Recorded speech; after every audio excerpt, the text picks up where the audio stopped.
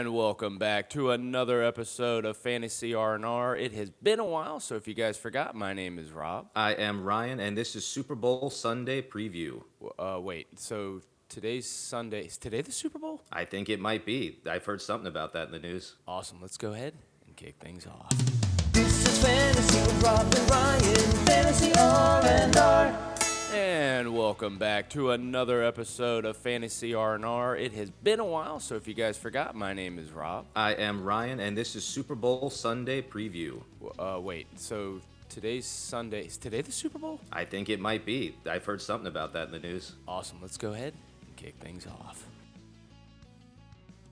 All right, guys, I did just Google it. It does appear that today is the Super Bowl. So let's talk about it. Ryan, what are you thinking for the Super Bowl today? Well, I'm super excited for the Chiefs and the Buccaneers. To go at it in Tampa Bay. This is going to be absolutely amazing. I don't think any team has ever gotten to the Super Bowl and played on their own home field, so this is going to be a first. We've got Brady over the age of 40 looking to get 2 rings. We've got Mahomes looking to get 2 under the age of 25. This is a super exciting matchup.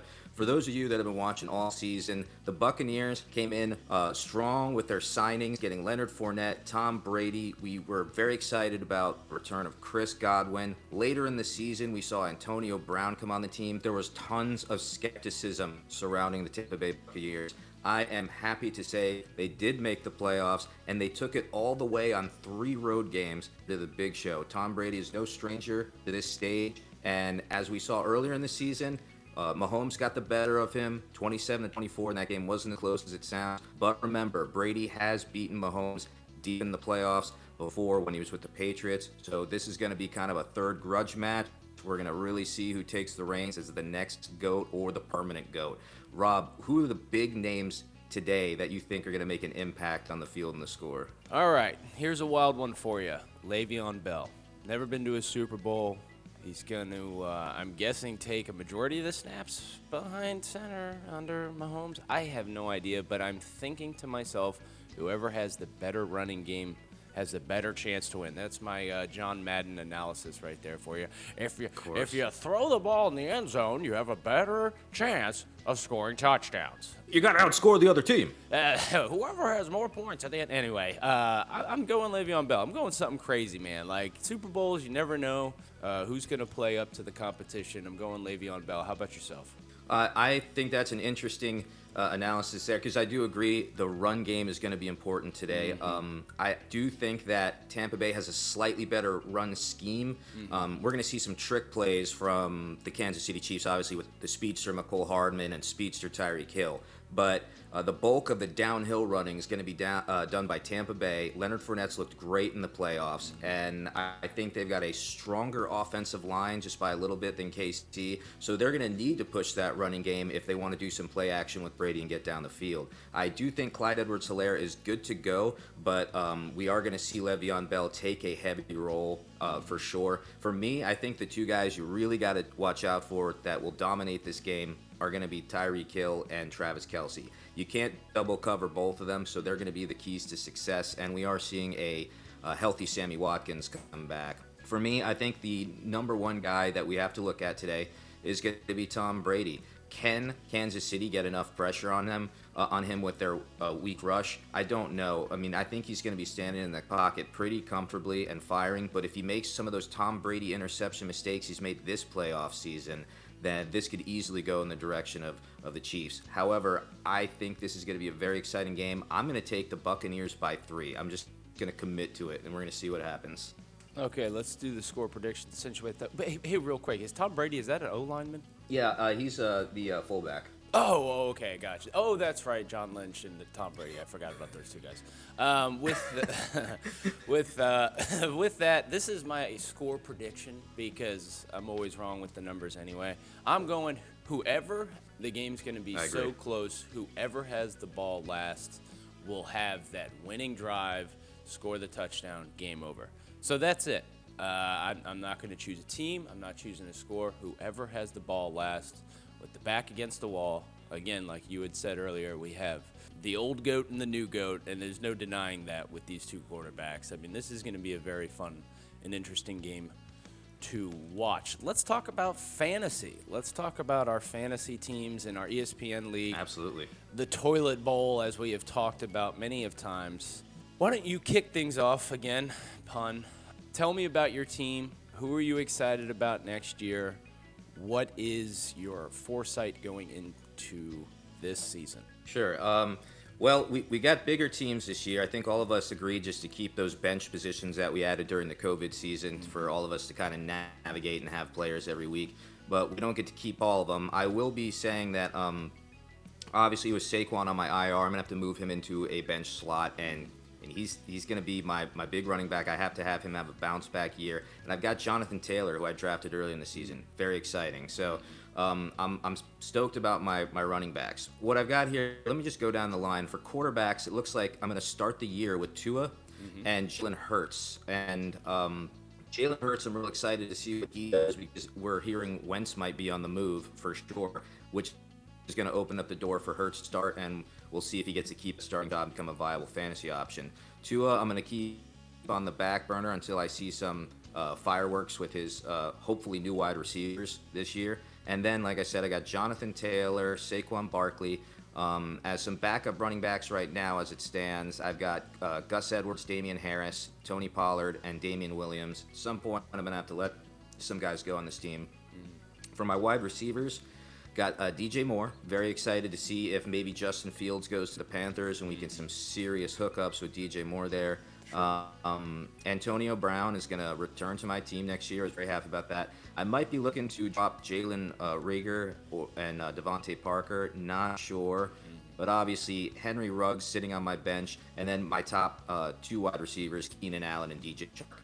If Trevor Lawrence bounces back from his non-throwing arm surgery and looks great in practice, I'll be real excited for the Jaguars to draft him number 1 overall and see what happens with their wide receiver game. For my tight ends, I've got Cole Kmet riding the back burner. Mike Gesicki will probably be starting.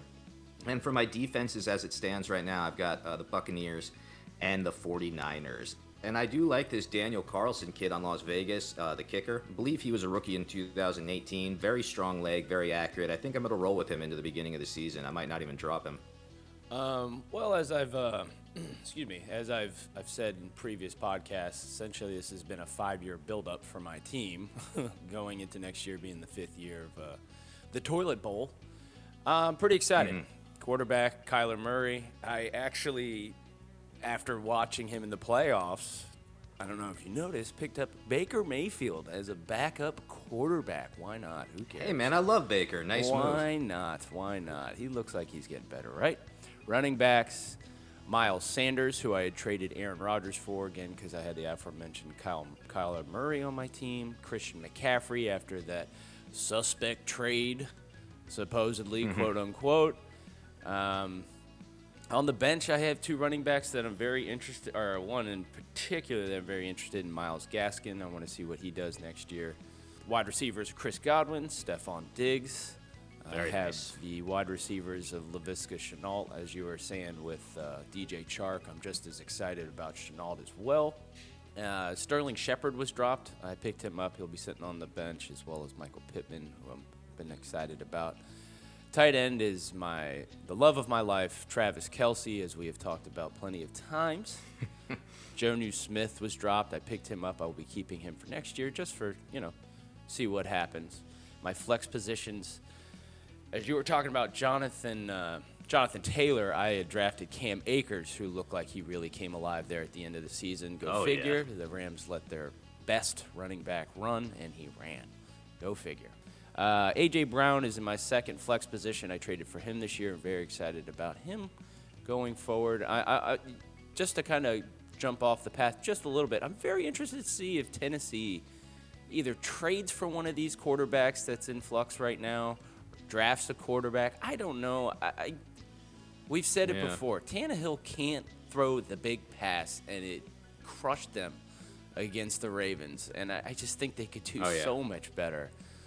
And, we'll see. But with that defense of the Dolphins, which was a gem to find this year, I'm excited about them going into next year. And kicker, Justin Tucker. So that's what I'm looking at for next year. Yeah. Yeah, so Tucker had a little bit of a rough playoff run there, but we all believe in him, most accurate kicker of all time. He's probably coming back again, and he's probably going to be just fine, guys. In fact, we're not going to talk too much about our potential rookies for next year. Right before we get into our fantasy baseball preview, yes, which is going to be mostly hosted by Rob. I want to ask Rob a question here. Rob, tell me something. I want you to pick. We're each going to pick one player, not a rookie. We'll worry about that later on when we're doing some of our draft day episodes a few months from now. But just pick one player from last year that you think wasn't really monitored or rostered, but can make a big impact next season. Oh man, I'm just gonna jump on the Jag train here because I'm so excited about what's happening here in Jacksonville.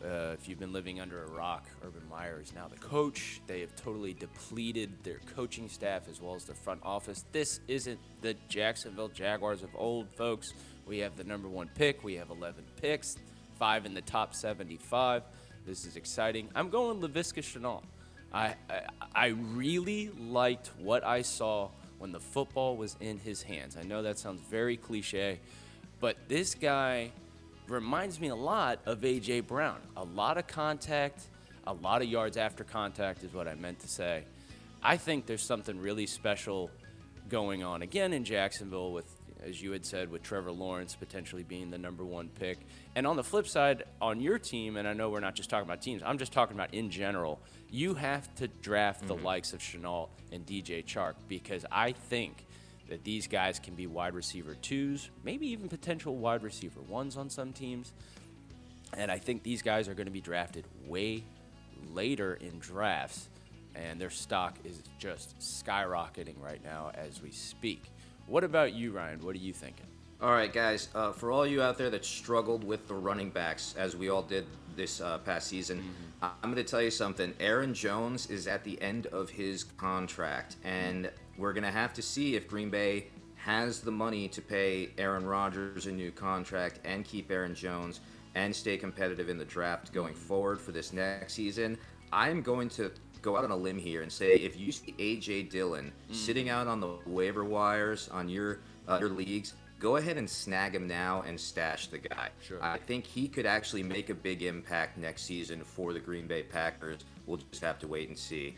With that, Rob, why don't you go ahead and just take us on a little journey here, and we're going to start foraying into baseball season. And you are our resident expert in baseball, so I want you to go ahead and just give any of our listeners the chance to see what we're going to be working with for fantasy baseball this year.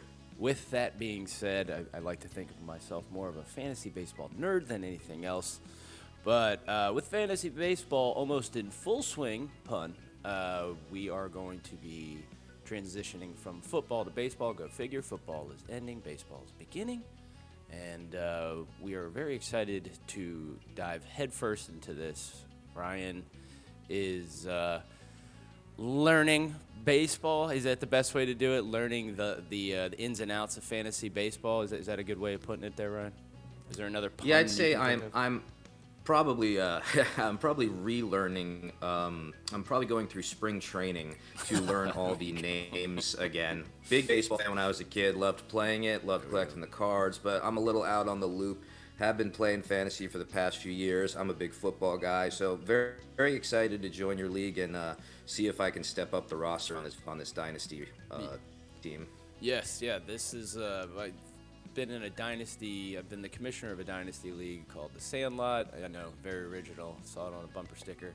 And Ryan is going to be taking over a team that is leaving us. One of the original commissioners. This is a league, I believe it's been 9 or 10 years, and very excited to have Ryan to take over. He knows what he's talking about. He just needs to learn again the players of baseball, but baseball and football, totally different game. I don't know if you noticed, but the ball sizes are different shapes. But the fantasy aspect of it, a lot more numbers diving, which we'll get into once we get that started. Very excited. There are stats like xWOBA, maybe something that you've never heard of before. It's not just the average of a player, but things like that. And again, I'll nerd out and have some fun with it, and I'm looking forward to it.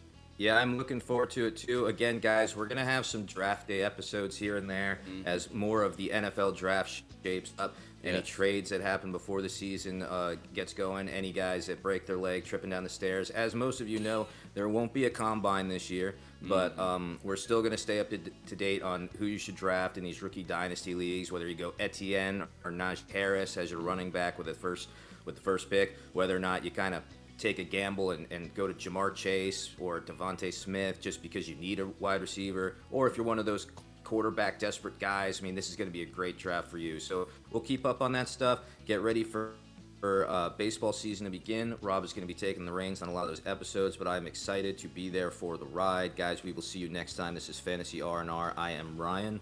And I am Rob. We will see you next time. That's right, and enjoy your Super Bowl.